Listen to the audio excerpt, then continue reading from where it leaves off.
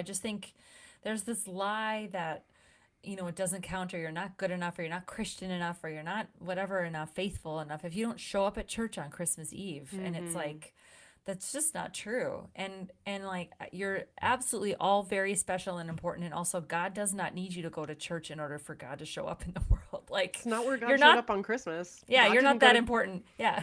God specifically did not go to church on Christmas. Exactly. Like, for sure. So it's okay, you might bump into God somewhere out in a field somewhere, because that's where God showed up first anyway. So It's true. it's just really interesting to start.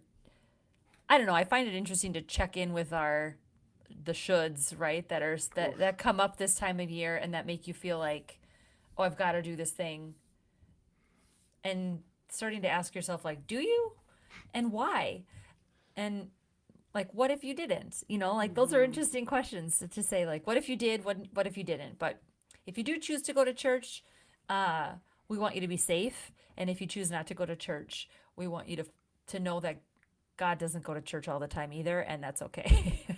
So Yeah. Yeah. Yeah. Most of God's work was outside of church. yeah. I mean, the people built the building that were like, this is where God is, and God's Mm-hmm. like, "Ugh, okay, I mean, fine."